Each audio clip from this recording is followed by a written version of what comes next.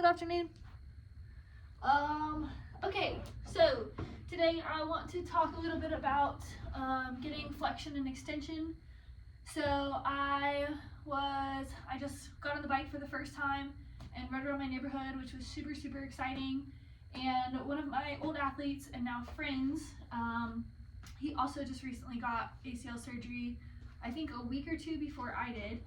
And he responded and was like, your extension is crazy. Like he hasn't even been able to get like on the bike yet.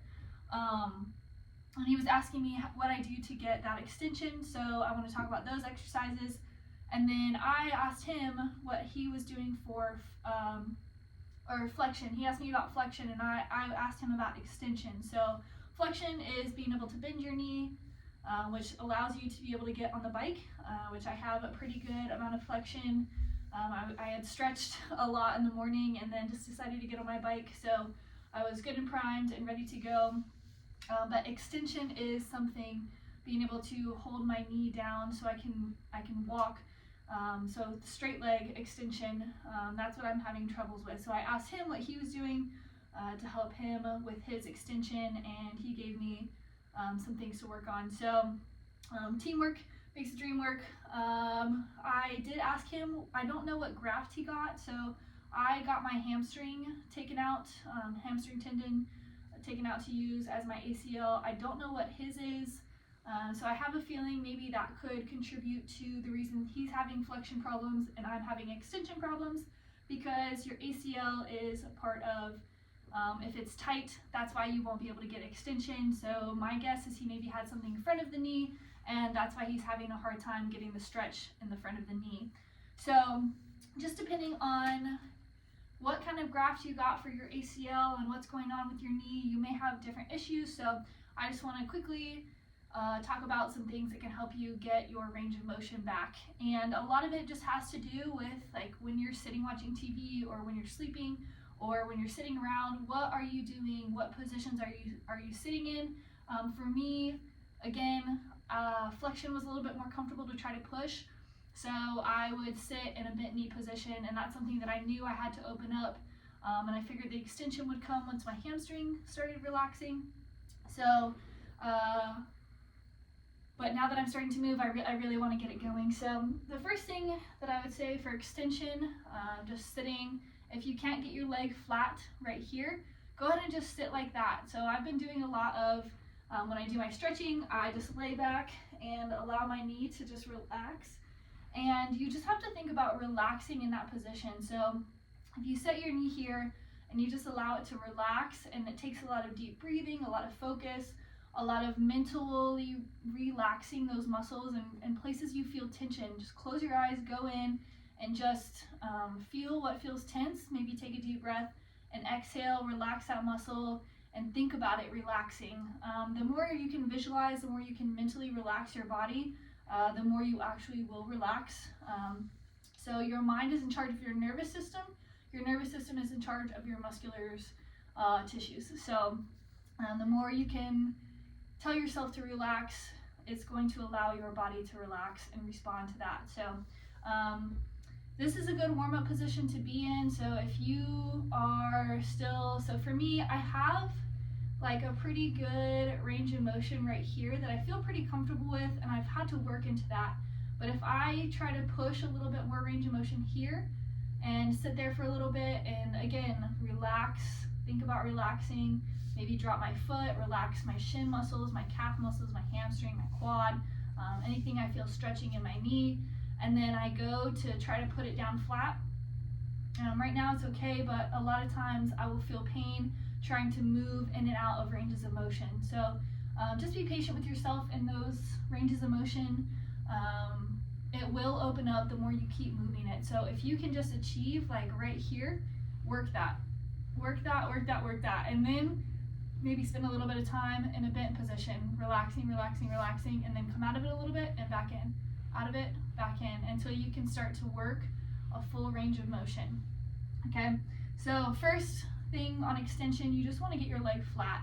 I just started sleeping without a pillow under my knee, and because of the pain, again, my hamstring was what got taken out, and I think that's why having a pillow under my knee while I was sleeping was helping me, and then being able to put it in between my legs as I roll side to side. I move so much when I sleep. So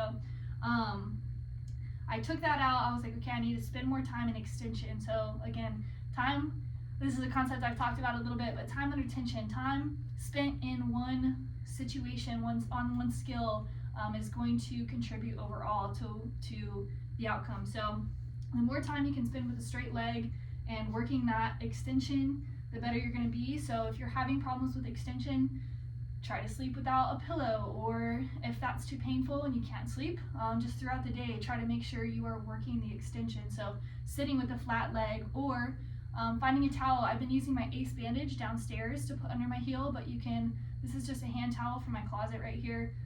Anything that you can roll up and give yourself a little bit of elevation, and you'll just go ahead and put that under your heel and allow your knee to relax.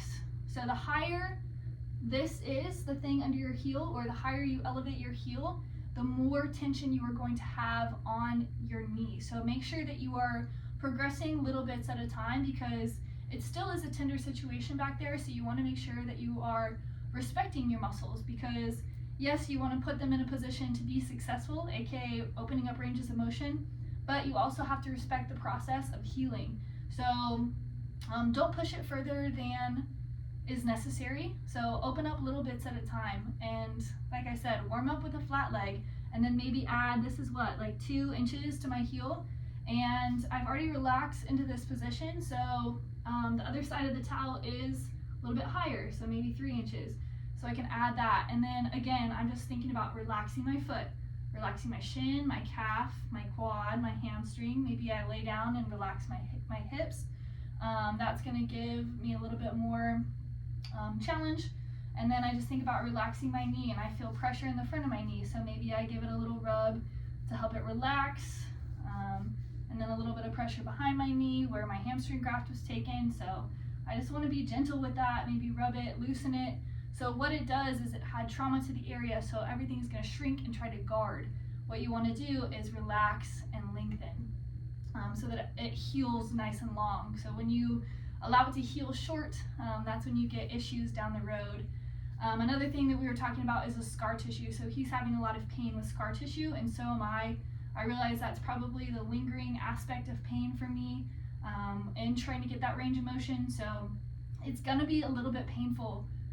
I say a little bit, but it might be pretty painful to move through this, and that's okay. Again, just focus on relaxing and trying to allow your leg to accept that position, and even like talking to yourself through it, and telling your knee this is a safe position to be in. So again, that neuromuscular connection from your mind to your body, your nervous system, the reason it's guarding is it doesn't feel safe, because it had a lot of trauma to the knee. So what you're going to do is you are going to say, it's safe to be in this position. I'm strong in this position, and that's why you want to squeeze your muscles in this position. So you tell your body, I'm strong in this position. And then same with flexion. So we'll go ahead and get into flexion. Like I was telling him, a couple of the exercises I use to get flexion, I just sit on the floor a lot, especially to do my work. So I'll sit and I'll do this, and I'll just kind of inch my way closer to my heels, and then I'll sit. And this is where I start to feel a pretty intense stretch on the front, I would say, and then maybe a little bit of pinching on the side, but it's more of like a tension pinch rather than like I'm actually pinching something, because if you tore your meniscus or tore something and it got stuck in between your bones, you know what a bad pinch is. I'll tell you that much. If you feel that, don't do this. This may, and if you did something with your meniscus, be cautiously aware of what you're doing. I can't really speak to that because I didn't tear my meniscus, so this is pretty specifically ACL. Or I did and it healed before surgery, so I don't have to deal with the non-weight bearing, but I think you can still do some range of motion stuff if I'm not mistaken. But again, I'm sitting here, I'm relaxing, I relax my foot, I relax my calf, my shin. If I feel like I am having some tension in the front of my knee, maybe I'll go and massage my patellar tendon. So I'll kind of take my fingers, and then sometimes it's just circles, sometimes it's just a gentle like rub on the top of my skin, and it's not really like a dig. Your patellar tendon is taking a lot of the force of your quad not activating, which again is very normal after an ACL surgery, but you want to do as much as you can to reduce the risk of that, because coming back from patellar tendonitis is kind of a pain in the butt. But it's just, again, something that you kind of have to deal with and kind of have to navigate with ACL surgery in general. The second thing I do, if I'm sitting in a chair, which I have a chair over there, I'll grab my my drum seat. Okay.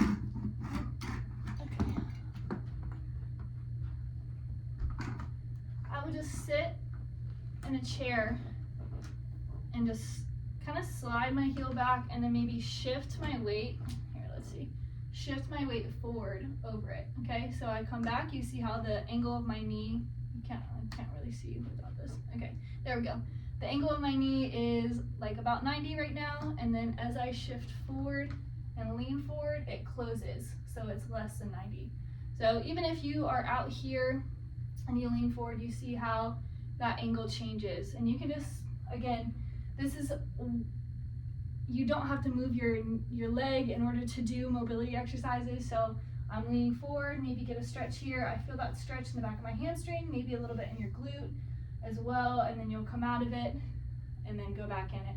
And then again, you can hold this as long as you want. So maybe find where this is a good stretch. So maybe I feel this stretch in the front of my knee right here, and I'm just gonna hold it.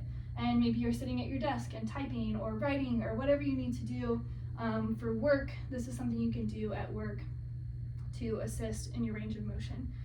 And then lastly, this is one I do a lot either before bed or when I wake up in the morning.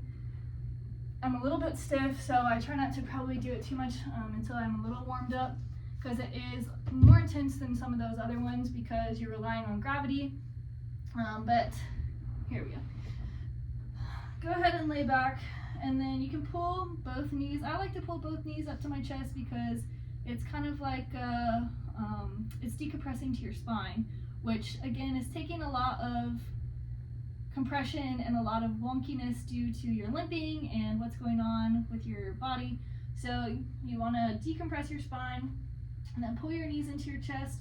And I just support my knee, like right now this is kind of as far as it wants to go, and then I can just let gravity relax my foot down, and you notice that I'm getting a little bit at a time, and sometimes it shakes, sometimes it kicks back at me. So that's when I support it with my hand. So maybe I wrap my elbow or my forearm underneath my knee so that it gets a little bit of support while it comes down and relaxes. And I will sit for probably like 5 minutes in this position, and I may gain a little bit of flexion with it, maybe not so much. Sometimes I'll kind of take it out, and that helps take it away from my body, and that helps maybe support from the outside here so that I can not have to rely on my leg to hold my weak muscles and my half hamstring tendon to hold my knee up. I just support it with my leg and allow it to really relax. So when you're trying to achieve range of motion, it's really good to make sure that you are in a position that you can relax in. So support yourself however you need to, whether that's with pillows,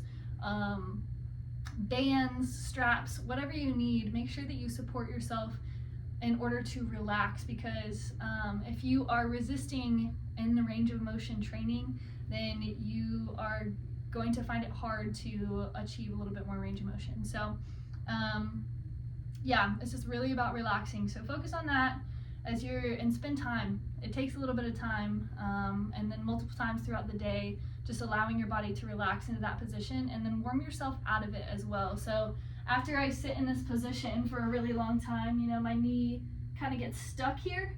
So I just slowly have to start to kick up. I mean, maybe I roll out of it and start to again, hold and support yourself as much as you need to. And then maybe I just sit here and then allow it to go down, down, down, down, down until I feel comfortable to get up and stand and move again. So those are two things that it's just to get your range of motion back, but most importantly, relax and breathe and support your leg through all of this. So, all right, peace.